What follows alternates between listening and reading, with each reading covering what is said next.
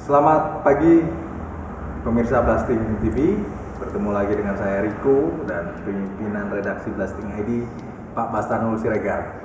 Selamat pagi Pak Basanul. Pagi. Hari ini kita ketemu lagi dalam tajuk Blasting ID yang berjudul Standar Ganda Pajak Karbon. Standar ganda ini keras untuk PPN tetapi lembek di pajak karbon. Jelas mengerus kredibilitas fiskal. Apa sih yang akan dibahas oleh tajuk ini? Kita langsung memberikan kesempatan Pak Basanul untuk menjelaskan tajuk kita hari ini. Silakan Pak Basanul Siregar. Ini kan standar ganda pajak karbon ini maksudnya adalah ketika pemerintah menetapkan double standar terhadap suatu kebijakan perpajakan yang sudah diatur oleh undang-undang. Nah, khusus untuk pajak karbon ini sudah 2 kali pemerintah itu menunda penerapan pajak karbon yang diamanatkan pasal 13 dan 17 Undang-Undang Nomor 7 Tahun 2021 tentang harmonisasi peraturan perpajakan. Nah, mestinya kan dia berlaku pada 1 April sesuai dengan amanat undang-undang itu. Tapi kemudian ditunda pada 1 April itu, mundur lagi 1 Juli. Pada 1 Juli nyatanya kembali ditunda. Nah, pertanyaannya, kapan penerapan pajak karbon ini? Sampai kapan ditunda? Jawabannya Bung Riko, sampai detik ini itu tidak jelas. Bisa sampai tahun, bisa tahun depan, bisa tahun berikutnya, atau entah kapan, kita nggak tahu. Informasi sampai kapan penundaan itu berakhir tidak disebutkan. Ini saya garis bawah, tidak disebutkan. Baik dalam pernyataan Kepala Badan Kebijakan Fiskal pada 27 Juni atau konferensi pers Menteri Keuangan pada 28 Juli 2022. Waktu itu Menkeu hanya mengatakan pemerintah masih berhati-hati untuk mengenalkan atau menerapkan pajak karbon. Paling tidak ada 2 pertimbangan. Pertama, pemulihan ekonomi masih rentan. Kedua, situasi geopolitik membuat harga energi melonjak. Menkeu juga menginformasikan bahwa Kementerian Keuangan sedang menyiapkan aturan teknis penerapan pajak karbon melalui rancangan peraturan Menteri Keuangan. Rancangan tersebut akan memuat tarif, kemudian prosedur dan mekanisme penerapan.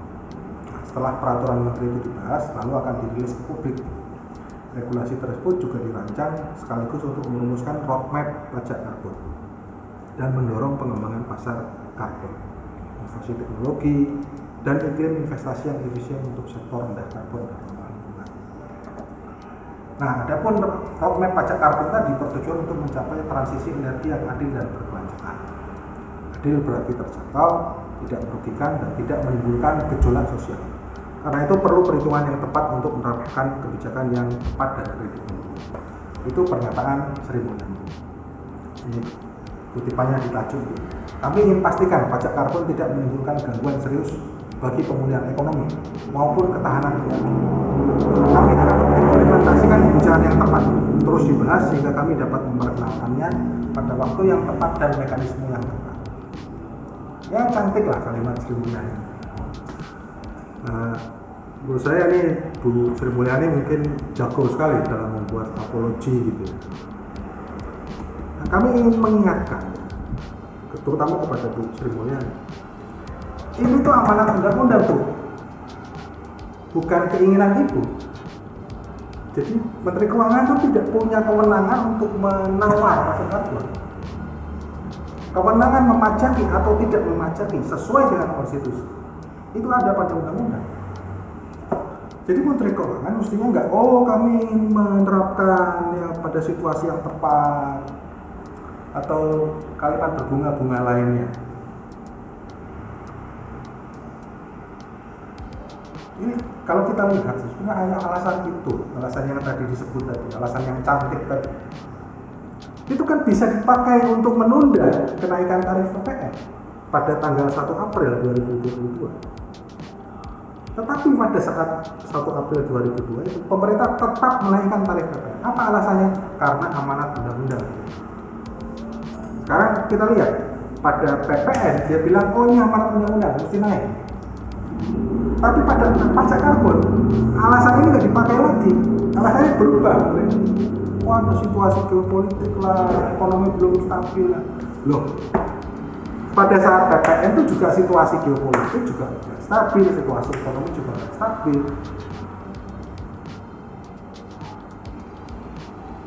Gimana menjelaskannya? Kok pakai standar ganda gini sih? Ini sebenarnya siapa sih yang diuntungkan dari sini? Siapa sih yang dirugikan? Kok nggak ada yang teriak sih soal ini? Yang ada satu pasalnya menyatakan bahwa batu bara adalah barang kena PPN. Wah, itu tepuk tangan semua dulu. Kenapa? Karena kena batu bara dengan kena PPN, dia bisa tarik restitusi, Bu. Kalau enggak, dia kan mesti bayar. Kenapa dia bisa tarik restitusi? Karena ekspor batubara itu dapat restitusi itu 0. Jika dia bisa tarik restitusi, yang diinginkan tuh tarikan restitusi itu. Nah ini kan mereka udah pesta pora nih, quote and quote gitu ya, dengan adanya pasal baru di Undang-Undang Cipta Kerja Omnibus Law itu juga, bahwa batubara itu kena PPN. Jadi saya masih ingat gitu cerita zaman Dirjen Pajak Pak Darmin Nasution itu, dia sempat keliru bikin konferensi. Pak Darmin itu sempat keliru ngomong bahwa ini asosiasi batubara ini pengen bebas PPN. Oh enggak, mereka tuh pengen kena. Jadi ada asosiasi di Indonesia itu yang pengen kena, tolong dong menaikkan pajak. Supaya apa? Supaya bisa narik restitusi. Ini yang nggak dipahami oleh banyak masyarakat, terutama yang awam gitu. Kenapa sih kok pengen kena pajak? Pengen kena pajak bukan karena pengen rugi, tapi pengen dapat restitusinya itu, pengen untung. Jadi pajak dia untuk beli mesin, beli mobil, beli cangkul, PPN yang dia bayar untuk rumah, selesai dengan dia dapat restitusi. Itu kan PPN semua tuh coba. Itu ditarik, begitu ekspor tarik semua restitusi. Kalau kena pajak, kalau nggak kena pajak, batubara itu nggak kena pajak, dia nggak bisa bayar PPN yang dia beli mesin, dia beli cangkul segala macam itu nggak bisa. Jadi analisisnya adalah karena oligarki negara ini itu penguasanya adalah para pemain batubara. Mungkin iya, mungkin tidak.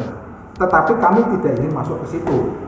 Kami hanya ingin mengatakan bahwa ketika pemerintah menaikkan tarif pajak pertambahan itu dari 10% menjadi 11% pada 1 April dengan alasan menggunakan amanat Undang-Undang HPP, itu alasan yang sangat benar.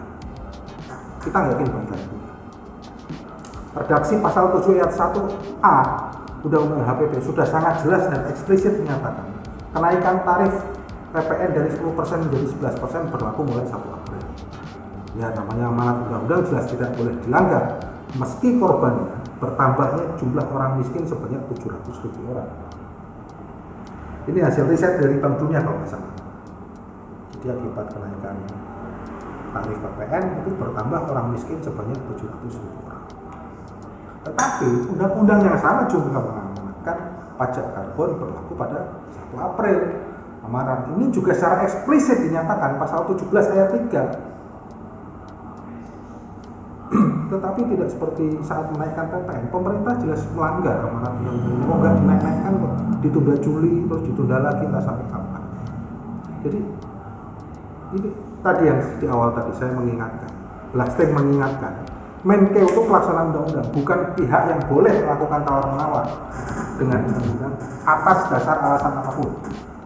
Karena kekuasaan memajaki atau tidak memajaki itu bukan berada di tangan dia, bukan berada di tangan Menteri Keuangan atau di tangan Presiden, tetapi ya, seperti ditegaskan di konstitusi itu ada di tangan undang-undang, dan undang-undang sudah mengatakan itu, jadi itu harus dilaksanakan, nggak boleh ada tawar-menawar. Jadi seharusnya Menteri Keuangan tidak mengatakan pemerintah sudah berhati-hati atau masih berhati-hati untuk menerapkan pajak karbon. Dua alasan itu tadi ya, pemulihan ekonomi yang rentan dan lonjakan harga energi. Loh, itu sudah terjadi sejak kenaikan tarif pajak pertambahan nilai. Kok sekarang dipakai itu penundaan penerapan tarif pajak karbon.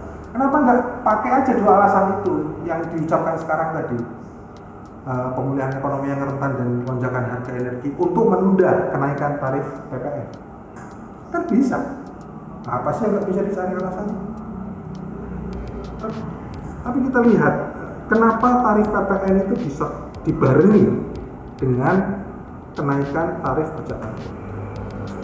Itu ada jawabannya di undang-undang, yaitu untuk menerapkan strategi konsolidasi fiskal yang berfokus pada perbaikan defisit anggaran dan peningkatan rasio pajak. Itu sasarannya, perbaikan defisit anggaran dan peningkatan rasio pajak. Untuk apa itu? Untuk 2023, ketika defisit anggaran kita, PPN kita sesuai dengan undang-undang, itu mesti kembali ke bawah 3%, mesti kembali ke sesuai Undang-Undang Nomor 17 tahun 2003 tentang keuangan negara.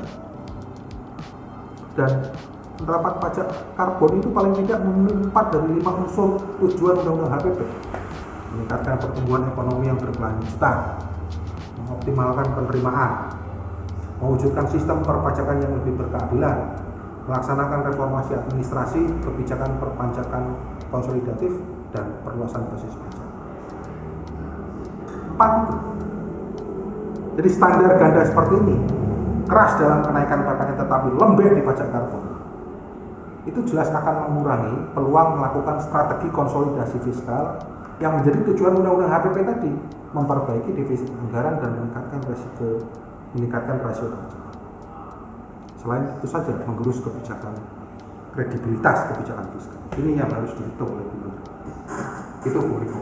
Oke, Mas Tanu, terima kasih sudah menjelaskan maksud dari standar ganda pajak karbon yang berkaitan dengan alasan yang diberikan pemerintah untuk menaikkan atau tidak menaikkan.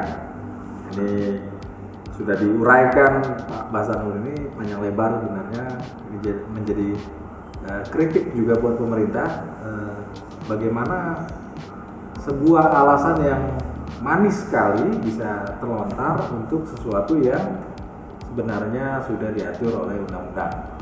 Oke, untuk diskusi pertanyaan bisa menghubungi kita di Blasting ID. Untuk tajuk kita hari ini kita selesaikan dulu, kita bertemu lagi di tajuk kita berikutnya. Sampai jumpa, selamat pagi.